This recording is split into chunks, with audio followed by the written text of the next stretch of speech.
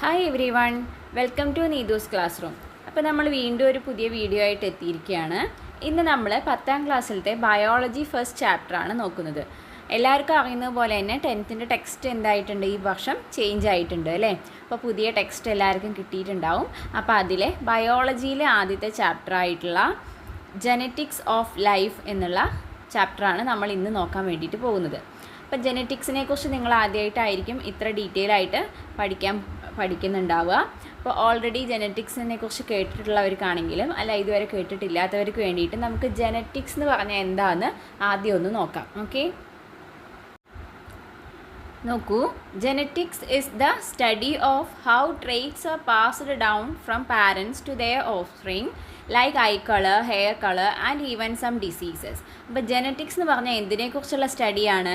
നമ്മുടെ ക്യാരക്ടേഴ്സ്, നമ്മൾക്കുള്ള എല്ലാ ക്യാരക്ടേഴ്സും നമുക്ക് കിട്ടുന്നത് നമ്മുടെ പാരൻസിൽ നിന്നാണ്. അപ്പോൾ എങ്ങനെയാണ് ഈ പാരൻസിൽ നിന്നുള്ള ഈ ട്രെയ്റ്റ്സ് അല്ലെങ്കിൽ ഈ ക്യാരക്ടേഴ്സ് നമ്മളിലേക്ക്, അതായത് ഓഫ്സ്പ്രിങ്സിലേക്ക്, കുഞ്ഞുങ്ങളിലേക്ക് എങ്ങനെയാണ് എത്തിച്ചേരുന്നത്? അത് ഹ്യൂമൻസിൻ്റെ മാത്രമല്ല കേട്ടോ, പ്ലാന്റ്സിൻ്റെ ആണെങ്കിലും മറ്റ് അനിമൽസിൻ്റെ ആണെങ്കിലും എല്ലാ കേസിലും ഇങ്ങനെ തന്നെയാണ് സംഭവിക്കുന്നത്. നമ്മുടെ ഐ കളറാണ് ഹെയറിൻ്റെ കളറ്, ഇതേപോലെ തന്നെ നമുക്ക് പാരമ്പര്യമായി കിട്ടുന്ന ചില അസുഖങ്ങളുണ്ട് അല്ലേ. ഇതിൻ്റെയൊക്കെ ട്രെയ്റ്റ്സ് എങ്ങനെയാണ് ഈ പാരൻസിൽ നിന്നും കുട്ടികളിലേക്ക് എത്തിച്ചേരുന്നത് എന്നുള്ളതാണ് സിമ്പിളായിട്ട് പറയുകയാണെങ്കിൽ ജെനറ്റിക്സിൽ അതിനെക്കുറിച്ചാണ് നമ്മൾ പഠിക്കുന്നത്.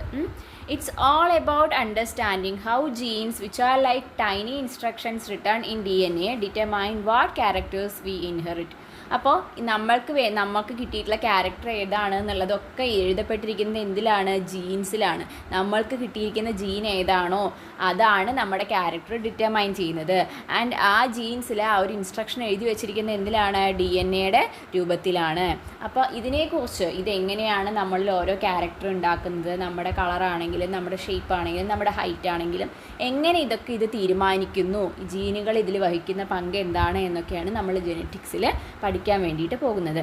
ഓക്കെ, അപ്പോൾ ഇത് ഇമ്പോർട്ടൻ്റ് ആയിട്ടുള്ള അതേപോലെ തന്നെ ഇൻട്രസ്റ്റിംഗ് ആയിട്ടുള്ള ഒരു ചാപ്റ്ററാണ്.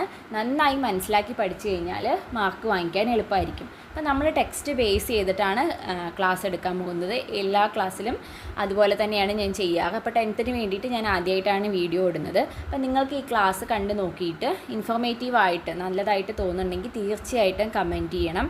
ഇതുപോലെയുള്ള ക്ലാസ്സുകൾ നിങ്ങൾക്ക് യൂസ്ഫുൾ ആണോ എന്ന് അറിയിക്കണം. അതിനെ ബേസ് ചെയ്ത് മാത്രമേ ഞാൻ കണ്ടിന്യൂസ് ആയിട്ട് ക്ലാസ്സുകൾ ഇടാൻ ഉദ്ദേശിക്കുന്നുള്ളൂ. അതേപോലെ എന്തെങ്കിലും മാറ്റങ്ങൾ നിങ്ങൾ ആഗ്രഹിക്കുന്നുണ്ടെങ്കിൽ അതും പറയാം.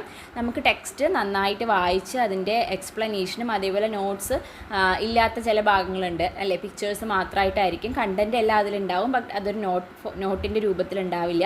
അങ്ങനെയുള്ള ഭാഗത്തൊക്കെ ഞാൻ നോട്ട് തരാം. അപ്പോൾ നിങ്ങൾക്ക് ആവശ്യമുണ്ടെങ്കിൽ അതൊക്കെ എഴുതിയെടുക്കാനും ഒക്കെ സാധിക്കും. ഓക്കെ, അപ്പോൾ നമുക്ക് ചാപ്റ്ററിലേക്ക് പോവാം. അതേപോലെ എല്ലാവരും നമ്മുടെ വീഡിയോ ലൈക്ക് ചെയ്യണം, ഷെയർ ചെയ്യണം. അതേപോലെ നമ്മുടെ വീഡിയോ ആദ്യമായിട്ട് കാണുന്ന എല്ലാവരും ഒന്ന് സബ്സ്ക്രൈബ് ചെയ്യാനും കൂടി റിക്വസ്റ്റ് ചെയ്യുന്നു. ഓക്കെ, ചാപ്റ്റർ സ്റ്റാർട്ട് ചെയ്യണത് ഒരു ന്യൂസ് പേപ്പർ റിപ്പോർട്ടാണ്. ആൻഡ് അത് എന്തിനെക്കുറിച്ചുള്ളതാണ്? 2020 കെമിസ്ട്രിയുടെ നോബൽ പ്രൈസ് കിട്ടിയ 2 പേരാണ് Jennifer A Doudna and Emmanuelle Charpentier. അപ്പോൾ ഈ 2 സയൻറ്റിസ്റ്റിന് ആയിട്ടാണ് 2020 കെമിസ്ട്രി നോബൽ പ്രൈസ് കിട്ടിയത്. ആൻഡ് അവർക്ക് എന്തിനാണ് അവാർഡ് കിട്ടിയെന്നുള്ളതാണ് നമുക്ക് ഇമ്പോർട്ടൻ്റ് ആയിട്ടുള്ളത്. The award is for the discovery of a technology called CRISPR-Cas9, a gene editing process which can bring desirable changes in the genes in DNA. നമ്മുടെ ജീൻസിൽ, നമ്മുടെ DNA നമുക്ക് ആവശ്യമുള്ള തരത്തിലുള്ള മാറ്റങ്ങൾ, എഡിറ്റിംഗ് വരുത്താൻ, മുറിച്ച് മാറ്റി അവിടെ മാറ്റി ചേർക്കാൻ, എഡിറ്റ് ചെയ്യാനുള്ള ഒരു പുതിയ ടെക്നോളജി, ഓൾറെഡി അത്തരം ടെക്നോളജീസ് നിലവിലുണ്ട്. ആൻഡ് കുറച്ചും കൂടി എഫിഷ്യൻ്റ് ആയിട്ടുള്ളൊരു ടെക്നോളജി കണ്ടുപിടിച്ചു എന്നുള്ളതാണ് ഇവർ ചെയ്തിട്ടുള്ള കാര്യം. ഓക്കെ, ആൻഡ് അതിൻ്റെ ഗുണം എന്താണ്? The discovery is expected to make revolutionary advance in genetic disease therapy and treatment of cancer. അപ്പോൾ ഈ ജെനറ്റിക്കലി വരുന്ന ചില അസുഖങ്ങളുണ്ട്, അതായത് അവിടെ പ്രശ്നം എന്ന് പറയുന്നത് നമ്മുടെ DNA ഉണ്ടായ ചേഞ്ച് ആയിരിക്കും ആ അസുഖത്തിനുള്ള കാരണം എന്ന് പറയുന്നത്. അപ്പോൾ ആ DNA വന്ന ചേഞ്ചിനെ മാറ്റി ഒരു എഡിറ്റിംഗ് നടത്തി കഴിഞ്ഞാൽ എന്ത് ചെയ്യാൻ പറ്റും? ആ അസുഖത്തിന് തന്നെ ഇല്ലാണ്ടാക്കാൻ വേണ്ടിയിട്ട് പറ്റും. അപ്പം പ്രധാനപ്പെട്ട അത്തരത്തിലുള്ള ഒരു അസുഖമാണ് ക്യാൻസർ എന്ന് പറയുന്നത്. അതിൻ്റെ ട്രീറ്റ്മെൻറ്റിനൊക്കെ ഈ ഒരു കണ്ടുപിടുത്തം വലിയൊരു മാറ്റം ഉണ്ടാക്കും എന്നുള്ളതാണ് വിശ്വസിക്കുന്നത്. അതേപോലെ തന്നെ ക്രോപ്സ് ഡെവലപ്മെൻ്റ് ഉണ്ട്, അതായത് പെസ്റ്റിനും അതേപോലെ ഡിസീസിനും ഒക്കെ റെസിസ്റ്റൻ്റ് ആയിട്ടുള്ള പ്ലാന്റുകൾ ഉണ്ടാക്കിയെടുക്കാനും ഈ ഒരു ടെക്നോളജി യൂസ് ചെയ്യാൻ വേണ്ടിയിട്ട് പറ്റും. ഓക്കെ, അപ്പോൾ നമ്മൾ പഠിക്കാൻ പോകുന്നത് ഈ ജീൻസുമായി റിലേറ്റഡ് ആയിട്ടുള്ള ചാപ്റ്റർ ആയതുകൊണ്ട് തന്നെ ഇത്തരത്തിലുള്ള കാര്യങ്ങളൊക്കെ നമുക്ക് ഇമ്പോർട്ടൻ്റ് ആണ്. ഓക്കെ, സോ നമുക്ക് കൂടുതലായിട്ടുള്ള കാര്യങ്ങൾ എന്തൊക്കെയാണെന്നുള്ളത് നോക്കാം. ദെൻ അവിടെ ഒരു കുട്ടിയുടെ ഒരു ഡൗട്ട് കൊടുത്തിരിക്കുന്നത് നോക്കൂ. Can't even see genes, then how can it be edited? അപ്പോൾ നമുക്ക് കണ്ണുകൊണ്ട് കാണാൻ പറ്റാത്തൊരു സാധനമാണ് ജീൻസ് എന്ന് പറയുന്നത് അല്ലേ. അത്രയും മൈന്യൂട്ടായിട്ടുള്ളൊരു സാധനമാണ് ജീൻസ്. പിന്നെ എങ്ങനെയാണ് അതിനെ എഡിറ്റ് ചെയ്യേണ്ടത് എന്നാണ് ആ കുട്ടിയുടെ ഡൗട്ട് എന്ന് പറയുന്നത്. സോ നമുക്ക് ഈ ചാപ്റ്ററിലൂടെ കടന്നു പോകുമ്പോൾ നമുക്ക് അതിനൊരു ഉത്തരം കിട്ടും. Okay, A deeper understanding of DNA, deoxyribonucleic acid and genes paved the way for gene editing. അപ്പോൾ നമ്മൾ എന്ത് ചെയ്യണം? ആദ്യം നമുക്ക് എന്താണ് വേണ്ടത്? DNA കുറിച്ചിട്ടൊരു ഡീറ്റെയിൽഡ് ആയിട്ടുള്ള പഠനം ആവശ്യമുണ്ട്. ദെൻ DNA ഫുൾ ഫോം അവിടെ കൊടുത്തിരിക്കുന്നത് നോക്കൂ, ഡിയോക്സിറൈബോന്യൂക്ലിക് ആസിഡ്. നിങ്ങൾ ഓൾറെഡി പഠിച്ചിട്ടുള്ളതായിരിക്കും, തെറ്റിക്കാതെ അത് ഓർത്ത് വെക്കണം. എന്തെങ്കിലും ഒരു ഓപ്ഷനായിട്ടൊക്കെ തന്നാൽ കറക്റ്റായിട്ട് ഐഡൻറ്റിഫൈ ചെയ്യാൻ പറ്റണം. Then the location of DNA position അല്ലെങ്കിൽ DNA എവിടെയാണ് എങ്ങനെയാണ് ഉള്ളത് നമ്മുടെ സെല്ലിനകത്ത് എന്നുള്ളത് കാണിക്കാൻ വേണ്ടിയിട്ടൊരു പിക്ചർ കൊടുത്തിട്ടുള്ളത് നോക്കൂ. ഒരു സെല്ലിൻ്റെ പിക്ചർ ഉണ്ട് ആൻഡ് സെല്ലിനകത്തെ ന്യൂക്ലിയസ്, ആ ന്യൂക്ലിയസിനെ വലുതാക്കി കാണിച്ചിരിക്കുന്നതാണ് സെക്കൻഡ് പിക്ചർ. ആ ന്യൂക്ലിയസിൽ നമുക്ക് എന്ത് കാണാൻ പറ്റുന്നുണ്ട്? 2 ക്രോമസോംസ് കാണാൻ പറ്റുന്നുണ്ട്. ആ ഒരു ക്രോമസോമിനെ വലുതാക്കി കാണിച്ചിരിക്കുന്നതാണ് തേർഡ് പിക്ചർ. കണ്ടല്ലോ, ക്രോമസോം നോക്കൂ, 4 കാല് പോലെയുള്ള ആ ഒരു സ്ട്രക്ചറിനെയാണ് ക്രോമസോം എന്ന് പറയുന്നത്. ഇനി ആ ക്രോമസോമിൽ എന്താ സംഭവിച്ചിരിക്കുന്നത്? ഈ DNA ഇങ്ങനെ ചുരുട്ടി മടക്കി വെച്ചിട്ടാണ് ആ ക്രോമസോം ഉണ്ടാക്കിയിരിക്കുന്നത്. അതായത് നമ്മളിപ്പോൾ ഈ തുന്നുന്ന മെഷീനിലൊക്കെ ഉണ്ടല്ലോ, സ്റ്റിച്ചിങ് മെഷീനിലൊക്കെ ഉപയോഗിക്കുന്ന നൂലൊന്ന് ആലോചിച്ച് നോക്കൂ. അത് എത്ര വലിയൊരു നൂലിനെയാണ് വളരെ നീറ്റായിട്ട് മടക്കിയിട്ട് അതിലിങ്ങനെ റൗണ്ട് ചെയ്ത് വെച്ചിരിക്കുന്നത് അല്ലേ. അതുപോലെ തന്നെയാണ് ക്രോമസോമും. ആൻഡ് അതിങ്ങനെ അഴിച്ചു കഴിഞ്ഞാൽ നമുക്ക് എന്ത് കിട്ടും? ഒരുപാട് നീളമുള്ള ഒരു നൂല് കിട്ടില്ലേ. അപ്പോൾ ആ നൂലിനെ നമ്മൾ DNA ആയിട്ട് കണക്കാക്കുകയാണെങ്കിൽ ആ DNA വളരെ വൃത്തിയായിട്ട് മടക്കി വെച്ചിരിക്കുന്ന ഒരു ഷേപ്പാണ് ഈ ക്രോമസോം എന്ന് പറയുന്നത്. അതിന് നമ്മളിങ്ങനെ നൂല് പോലെ അഴിച്ചെടുത്താൽ അതെന്താണോ അതാണ് DNA. ഓക്കെ, അപ്പോൾ അതിൻ്റെ ലൊക്കേഷൻ ഇങ്ങനെയാണുള്ളത്. അതായത് സെല്ലിനകത്ത് കൂടുതലും major portion of our DNA is on ന്യൂക്ലിയസിനകത്താണ്. അതല്ലാതെയും ചെറിയ പോർഷൻ ഓഫ് DNA സെല്ലിനകത്തുണ്ട്. ബട്ട് മെയിൻലി നമുക്ക് പറയാം ന്യൂക്ലിയസിനകത്താണ്. ആ ന്യൂക്ലിയസിൽ DNA എന്തായിട്ടാണ് അറേഞ്ച് ചെയ്ത് വെച്ചിരിക്കുന്നത്? ക്രോമസോമിൻ്റെ ഫോമിലാണ് അറേഞ്ച് ചെയ്ത് വെച്ചിരിക്കുന്നത്. ഓക്കെ, ദെൻ നമുക്ക് ലൊക്കേഷൻ ഓഫ് DNA കുറിച്ച് ചെറിയൊരു നോട്ട് നോക്കാം. DNA is primarily found within the nucleus of a cell. In eukaryotic cells, this is the main location. അപ്പോൾ യുക്കാരിയോട്ടിക് സെൽസിൽ DNA മെയിനായിട്ട് കാണുന്നത് ന്യൂക്ലിയസിനകത്താണ്. യുക്കാരിയോട്ട്സും പ്രൊക്കാരിയോട്ട്സും നിങ്ങൾ പഠിച്ചിട്ടുണ്ടാവും. ഇല്ലെങ്കിൽ യുക്കാരിയോട്ടിക് സെൽ എന്ന് പറഞ്ഞാൽ ഒരു ഡെഫിനിറ്റ് ആയിട്ടുള്ള ന്യൂക്ലിയർ സ്ട്രക്ചർ ഉള്ളതാണ്. ന്യൂക്ലിയസ് ഉള്ള സെല്ലുകളെ യുക്കാരിയോട്ടിക് സെൽസ് എന്ന് പറയും. അങ്ങനെ ഇല്ലാത്തതിന് നമുക്ക് പ്രൊക്കാരിയോട്ടിക് സെൽസ്, അതായത് ഭയങ്കര പ്രിമിറ്റീവ് ആയിട്ടുള്ള സിമ്പിൾ ആയിട്ടുള്ള ഓർഗാനിസംസ് ഉണ്ടല്ലോ, അവർക്കുള്ളതാണ്. അത് നിങ്ങളിനി ഡീറ്റെയിൽ ആയിട്ട് പഠിക്കും. ഓക്കെ, അപ്പോൾ യുക്കാരിയോട്ടിക് സെൽസിലാണെങ്കിൽ മെയിനായിട്ടും DNA എവിടെയാണ് ഉണ്ടാവുക? ന്യൂക്ലിയസിനകത്താണ് ഉണ്ടാവുക. And additionally a small amount of DNA can be found in the mitochondria and in chloroplast. ഇനി മൈറ്റോകോൺട്രിയയിലും ക്ലോറോപ്ലാസ്റ്റിലും, മൈറ്റോകോൺട്രിയ പഠിച്ചിട്ടുണ്ടാവും, സെല്ലിൻ്റെ ഉള്ളിലുള്ള ഒരു ഓർഗനലാണ് മൈറ്റോകോൺട്രിയ എന്ന് പറയുന്നത്. അതിനകത്തുണ്ടാവും ചെറുതായിട്ട്. അതേപോലെ പ്ലാന്റ്സിലാണെങ്കിൽ ക്ലോറോപ്ലാസ്റ്റിൽ നമുക്ക് ചെറിയൊരു അളവിൽ DNA കാണാൻ വേണ്ടിയിട്ട് പറ്റും. And in the nucleus DNA is organised into chromosomes. നമ്മൾ പറഞ്ഞതുപോലെ ന്യൂക്ലിയസിനകത്ത് DNA ഏതിലായിട്ടാണ്? ക്രോമസോം ആയിട്ടാണ് ഓർഗനൈസ് ചെയ്യപ്പെട്ടിരിക്കുന്നത്. ഓക്കെ, സോ DNA പൊസിഷൻ നമുക്ക് ക്ലിയർ ആയിട്ടുണ്ട്. ഇനി അടുത്ത് നമുക്ക് സ്ട്രക്ചറിലേക്ക് വരാം. ഇപ്പം നമ്മൾ നിലവിൽ കോൺസെൻട്രേറ്റ് ചെയ്യുന്ന സ്ട്രക്ചർ ഓഫ് DNA എന്ന് പറയുന്നത് double helical model of DNA ആണ്. ആൻഡ് ആ ഡബിൾ ഹെലിക്കൽ സ്ട്രക്ചർ കൊണ്ടുവന്നത് James Watson and Francis Crick ആണ് ഇൻ 1953. ആൻഡ് അവർ എന്ത് സ്റ്റഡീസിനെ ബേസ് ചെയ്തിട്ടാണ് ഇങ്ങനൊരു ഇതിലേക്ക് എത്തിച്ചേർന്നതെന്ന് വെച്ചാൽ x ray diffraction studies conducted by Rosalind Franklin and Maurice Wilkins.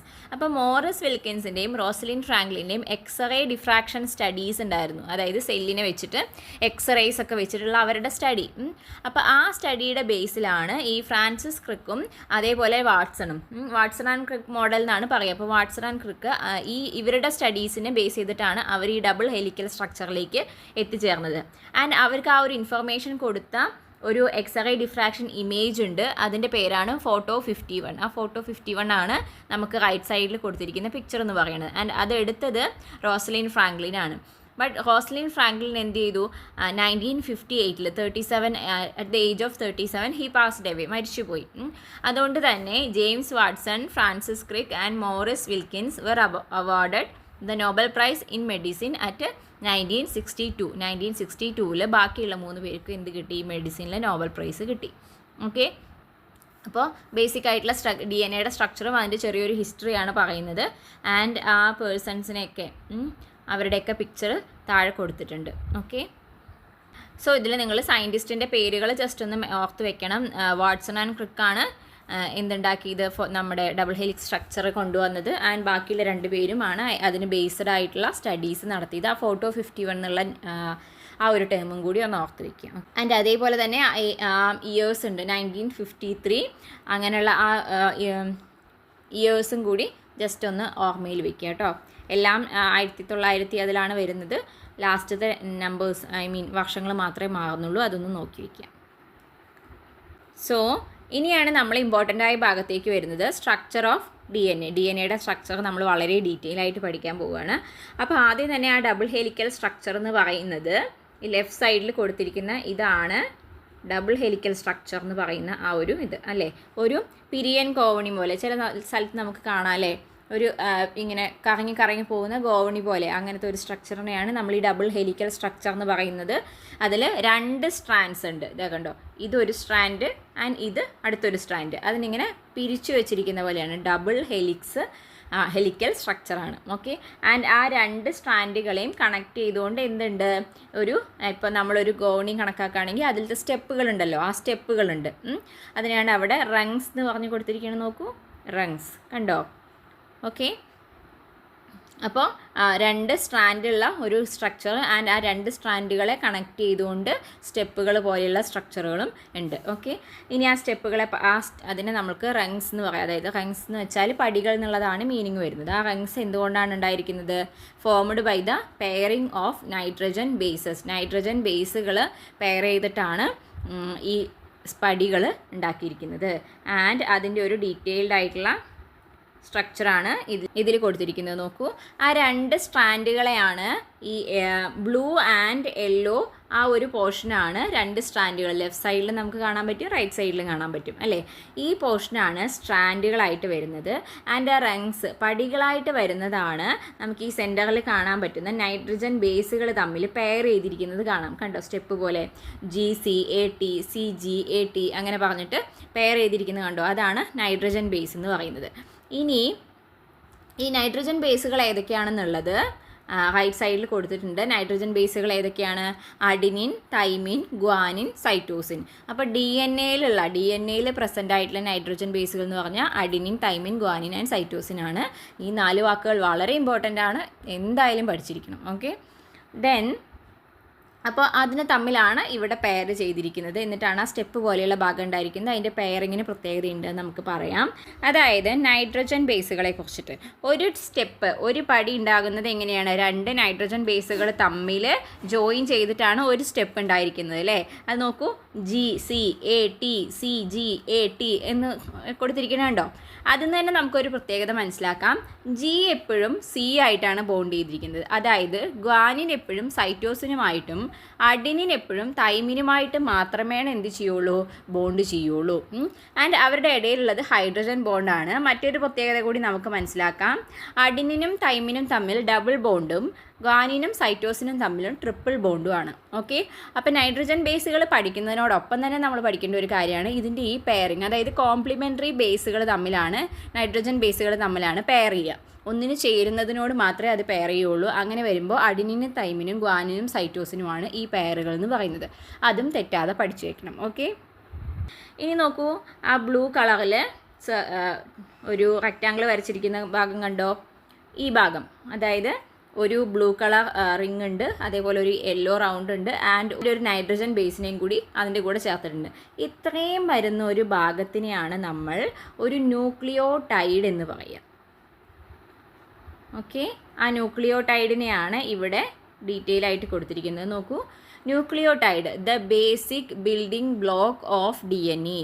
Each nucleotide is composed of a deoxyribose sugar, a phosphate group and a nitrogen base.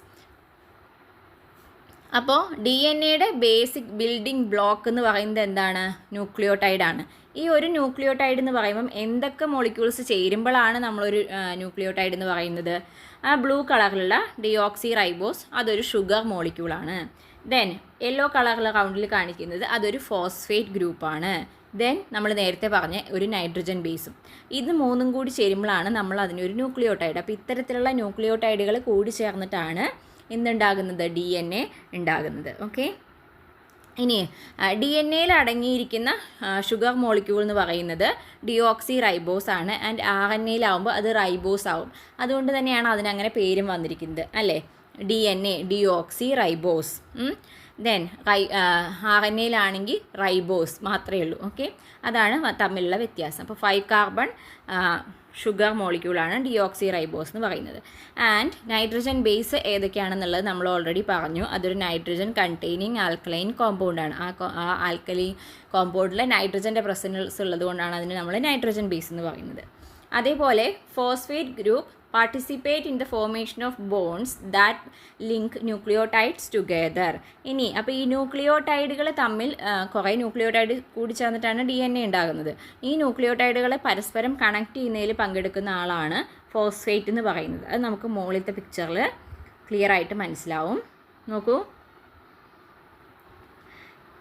ഇവിടെ നോക്കിയാൽ നമുക്കറിയാം ഫോസ്ഫേറ്റ് ഗ്രൂപ്പ് യെല്ലോ കളറിൽ കാണുന്നു.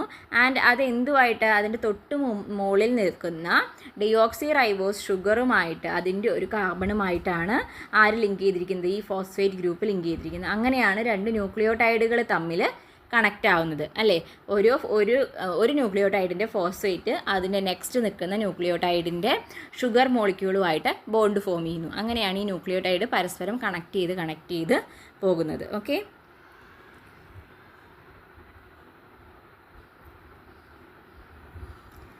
സോ ഇത്രയും കണ്ടൻറ്റുകളാണ് ഈ structure of D N A എന്ന് പറയുന്ന ഭാഗത്ത് നമ്മൾ മെയിനായിട്ട് മനസ്സിലാക്കേണ്ടത്.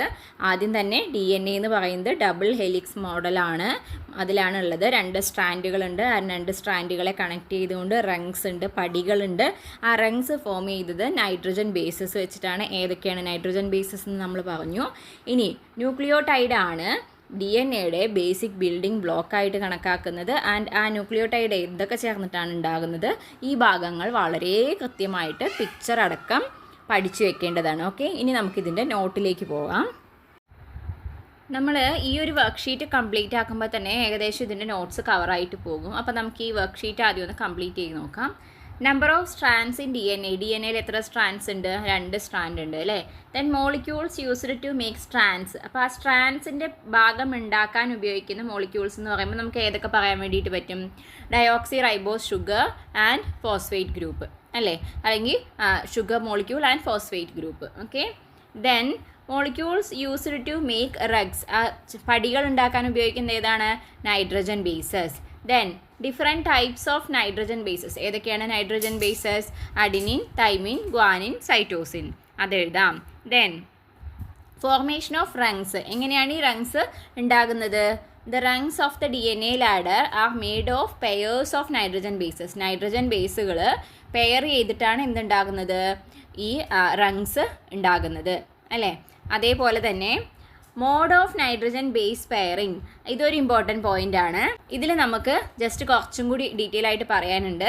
അതുകൊണ്ട് നമുക്ക് കുറച്ച് ഡീറ്റെയിൽ ആയിട്ട് എഴുതാം. Okay, mode of nitrogen base pairing.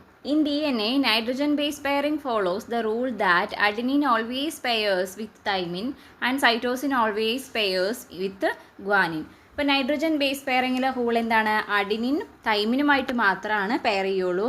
അതേപോലെ സൈറ്റോസിൻ ഗ്വാനിനുമായിട്ട് മാത്രമാണ് പെയർ ചെയ്യുള്ളൂ. These pairs are held together by hydrogen bonds. അപ്പോൾ ഇവരെ ചേർത്ത് നിൽക്കുന്നത് ഹൈഡ്രജൻ ബോണ്ടാണ്. And adenine and thymine form 2 hydrogen bond. Cytosine and guanine form 3 hydrogen bond. അപ്പോൾ ഓൾറെഡി പറഞ്ഞതാണ് നമ്മൾ, അഡിനിനും തൈമിൻ്റെ ഇടയിൽ ഡബിൾ ബോണ്ടാണ്, സൈറ്റോസിൻ്റെയും ഗ്വാനിൻ്റെ ഇടയിൽ ട്രിപ്പിൾ ബോണ്ടാണ്. ഓക്കെ, അപ്പോൾ അത് ക്ലിയർ അല്ലേ? ലാസ്റ്റ് വൺ എന്ന് പറയുന്നത് മോളിക്യൂൾസ് ഇൻ എ ന്യൂക്ലിയോടൈഡ് ആണ്. അപ്പോൾ ഇങ്ങനെ ഒരു ക്വസ്റ്റ്യൻ ചോദിക്കുകയാണെങ്കിൽ നമുക്ക് മുകളിൽ കൊടുത്തിരിക്കുന്ന ആ പിക്ചർ ഉൾപ്പെടെ നമുക്ക് എന്ത് ചെയ്യാൻ പറ്റും, ആൻസർ ആയിട്ട് കൊടുക്കാൻ പറ്റും. അതായത് ഇതുപോലെ ഒരു പിക്ചർ വരയ്ക്കുക, ദെൻ അതിൻ്റെ ഭാഗങ്ങളൊക്കെ അടയാളപ്പെടുത്തുക. അപ്പോൾ അതിൽ ഏതൊക്കെ വരും, ഫോസ്ഫേറ്റ് ഗ്രൂപ്പ് വരും, ഡയോക്സി റൈബോസ് വരും, ആൻഡ് നൈട്രജൻ ബേസും വരും. അപ്പോൾ ഇത് എഴുതിയിട്ട് അതിൻ്റെ ഫംഗ്ഷനുകളെല്ലാം കൂടി എഴുതി കഴിഞ്ഞാൽ കംപ്ലീറ്റ് ആയിട്ടൊരു ആൻസർ ആവും. ഓക്കെ, സോ ഈ ഭാഗം ക്ലിയർ ആയിട്ടുണ്ട് എന്ന് വിചാരിക്കുന്നു. നമുക്കിനി അടുത്ത ടോപ്പിക്കിലേക്ക് പോയാലോ. അടുത്ത ടോപ്പിക് എന്ന് പറയുന്നത് സൈസ് ഓഫ് DNA ആണ്. ബട്ട് അതിന് മുമ്പ് റൈറ്റ് സൈഡിലൊരു ക്വസ്റ്റ്യൻ കൊടുത്തിട്ടുണ്ട് അല്ലേ, അതിൻ്റെ ഒന്ന് ആൻസർ ചെയ്തിട്ട് നമുക്ക് നെക്സ്റ്റ് ടോപ്പിക്കിലേക്ക് പോകാം. How does normal sugar differ from A sugar molecule in DNA find out. അതായത് സാധാരണ ഒരു നോർമൽ ഷുഗർ മോളിക്യൂളും അതേപോലെ DNA-യിലുള്ള ഷുഗർ മോളിക്യൂളും, DNA-യിലുള്ള ഷുഗർ മോളിക്യൂൾ എന്ന് പറഞ്ഞാൽ ഏതാണ്, ഡിയോക്സി റൈബോസ്, ഇത് രണ്ടും തമ്മിലുള്ള വ്യത്യാസം എന്താണെന്നാണ് ചോദിക്കുന്നത്. അപ്പോൾ നമുക്കതൊന്ന് നോക്കാം. സോ അതിൻ്റെ ആൻസർ എന്ന് പറഞ്ഞാൽ normal sugar like glucose is A hexose sugar while the sugar in DNA deoxy ribose is A pentose sugar. അതായത് സാധാരണ നമ്മുടെ ഒരു ഷുഗർ മോളിക്യൂൾ, അതായത് ഇപ്പോൾ ഗ്ലൂക്കോസ് എടുക്കുകയാണെങ്കിൽ അതൊരു 6 കാർബൺ കോമ്പൗണ്ടാണ്, ഹെക്സോസ് ഷുഗറാണ്, 6 കാർബൺ ഉള്ള ഒരു സ്ട്രക്ചറാണ് ഗ്ലൂക്കോസിൻ്റെ. പക്ഷേ DNA-യിലെ DNA-യിലെ ഷുഗർ എന്ന് പറയുന്നത്, അതായത് ഡിയോക്സി റൈബോസ് എന്ന് പറയുന്നത് ഒരു പെൻഡോസ് ഷുഗറാണ്, 5 കാർബൺ കോമ്പൗണ്ടാണ്. ദെൻ ഇതിൻ്റെ ഒരു പ്രത്യേകത എന്ന് പറഞ്ഞാൽ ഈ പെൻഡോസ് ഷുഗറിൽ തന്നെ ഒരു സെക്കൻഡ് പൊസിഷനിലുള്ള കാർബണിൽ ഒരു ഓക്സിജൻ എന്താണ്, ഡെഫിസിറ്റാണ്, അതായത് ഒരു ഓക്സിജൻ കുറവാണ്. അതുകൊണ്ടാണ് അതിനെ ഡിയോക്സി റൈബോസ് എന്ന് പറയുന്നത്. ഇനി RNA-യിലാണെങ്കിലോ വെറും റൈബോസ് ആണ്. അതായത് അതിൻ്റെ സ്ട്രക്ചർ നിങ്ങൾക്ക് വ്യത്യാസം കണ്ടാൽ മനസ്സിലാവും. ഇവിടെ ശ്രദ്ധിച്ച് നോക്കൂ, റൈബോസ് ആൻഡ് 2-ഡിയോക്സി റൈബോസ്, OH കണ്ടോ. അപ്പോൾ റൈബോസ് എന്ന് അതായത് 5 കാർബൺ ഷുഗർ എന്ന് പറഞ്ഞാൽ റൈബോസ് ഷുഗർ എന്ന് പറഞ്ഞാൽ അതിൻ്റെ സ്ട്രക്ചർ നമ്മൾ റൈറ്റ് സൈഡിൽ കാണുന്ന പിക്ചറാണ്. ആൻഡ് അതിൽ സെക്കൻഡ് പൊസിഷനിലുള്ള കാർബണിൽ ഒരു OH ഗ്രൂപ്പ് ഉണ്ട്. പക്ഷേ 2-ഡിയോക്സി റൈബോസിന് വരുമ്പം അവിടെ എന്തില്ല, OH ഇല്ല, പകരം H മാത്രമേ ഉള്ളൂ. അവിടെ ഒരു ഓക്സിജൻ്റെ കുറവുണ്ട്. അതുകൊണ്ടാണ് 2-ഡിയോക്സി റൈബോസ് എന്ന് പറയുന്നത് DNA-യിലെ ഷുഗറിന്. അതേസമയം RNA പഠിക്കുമ്പോൾ അവിടെ നമ്മൾ റൈബോസ് ഷുഗർ എന്നാണ് പറയുക. ഓക്കെ, അപ്പോൾ ആ ഡിഫറൻസ് മനസ്സിലായില്ലേ? ഇതിനെക്കുറിച്ച് ഡീറ്റെയിൽ ആയിട്ട് നിങ്ങൾ കെമിസ്ട്രിയിൽ പഠിക്കുമ്പോൾ കുറച്ചും കൂടി മനസ്സിലാവും കേട്ടോ. സോ നമുക്ക് DNA-യുടെ സൈസിനെ കുറിച്ച് ഡിസ്കസ് ചെയ്യാം. ഒരു ക്രോമസോമിൽ അടങ്ങിയിരിക്കുന്ന DNA എന്ന് പറയുമ്പോൾ, അതായത് നമ്മൾ പറഞ്ഞില്ലേ ഇപ്പോൾ നൂലിങ്ങനെ ചുരുട്ടി വെച്ചിരിക്കട്ടെ, അത് നമ്മൾ നിവർത്തി കഴിഞ്ഞാൽ എങ്ങനെ ഉണ്ടാവും, അതേപോലെ ഒരു ക്രോമസോമിലെ DNA നിവർത്തി കഴിഞ്ഞാൽ സ്ട്രൈറ്റ് ആയിട്ട് വെച്ച് കഴിഞ്ഞാൽ ഏകദേശം 2 ഇഞ്ച്, അതായത് 5 സെൻറ്റിമീറ്റർ നീളം വരുന്നുണ്ട് ഒരു ക്രോമസോമിൽ. അപ്പോൾ ഒരു ഹ്യൂമൻ സെല്ലിൽ ടോട്ടൽ 46 ക്രോമസോംസ് ഉണ്ട്, 46 ക്രോമസോം ഉണ്ട്. അപ്പോൾ ഒരു ക്രോമസോമിൽ 5 സെൻറ്റിമീറ്റർ വരുന്നുണ്ടെങ്കിൽ ഈ 46 ക്രോമസോമിലെയും DNA നിരത്തി വെച്ച് കഴിഞ്ഞാൽ ഏകദേശം 6 ഫീറ്റ്, അതായത് 2 മീറ്ററോളം ലെങ്ത്ത് വരും. ഓക്കെ, 2 മീറ്ററോളം ലെങ്ത്ത് വരുന്നുണ്ട്. ഇനി നമ്മുടെ ഒരു മനുഷ്യ ശരീരത്തിൽ ഏകദേശം 1 lakh crore, അതായത് 1 ലക്ഷം കോടി സെല്ലുകൾ ഉണ്ട് എന്നാണ് വിശ്വസിക്കുന്നത്, പറയപ്പെടുന്നത്. ഓക്കെ, അപ്പോൾ അത്രയും സെല്ലുകൾ ഉണ്ടെങ്കിൽ ഇതിലത്തെ എല്ലാത്തിലെയും, അതായത് ഒരു സെല്ലിൽ 2 മീറ്റർ വരുന്നുണ്ട്. അതേപോലെ 1 ലക്ഷം കോടി സെല്ലുകളെത്തി ഈ 2 മീറ്റർ ജോയിൻ ചെയ്യുമ്പോൾ എത്ര വരും, 67 ബില്യൺ മൈൽസ് ലെങ്ത് ഉണ്ടാവും ഈ DNA ചേർത്ത് വെച്ചാന്നാണ്. It is capable enough to wrap around the earth over 2 million times. ഭൂമിനെ 2 മില്യൺ ടൈംസ് ചുറ്റി വയ്ക്കാനുള്ള അത്രയും നീളം ഉണ്ടാവും അപ്പോൾ ഈ DNA നിവർത്തി കഴിഞ്ഞാൽ. അപ്പോൾ ഒരു മനുഷ്യൻ്റെ ശരീരത്തിൽ ഇത്രയും നീളത്തിലുള്ള DNA ഉണ്ടെന്നാണ് കണക്കുകൾ പറയുന്നത്. ദെൻ നമുക്ക് തോന്നാവുന്ന ഒരു സംശയമാണ്, how does such a large DNA fit into a chromosome of tiny cells എന്ന് പറഞ്ഞാൽ നമുക്ക് കണ്ണുകൊണ്ട് കാണാൻ പോലും പറ്റാത്ത ഒരു സെല്ലാണ് അല്ലേ, ഒരു സാധനമാണ് ഒരു സെല്ലെന്ന് പറഞ്ഞാൽ. ആ സെല്ലിനകത്ത് എങ്ങനെയാണ് ഈ 5 സെൻറ്റിമീറ്റർ നീളത്തിലുള്ള DNA ഇരിക്കുന്നത്? അത് നമുക്ക് തോന്നാവുന്ന ഒരു സംശയമല്ലേ. അപ്പോൾ അതെങ്ങനെയാണെന്നുള്ളതാണ് അടുത്ത് നമ്മൾ നോക്കാൻ വേണ്ടിയിട്ട് പോകുന്നത്.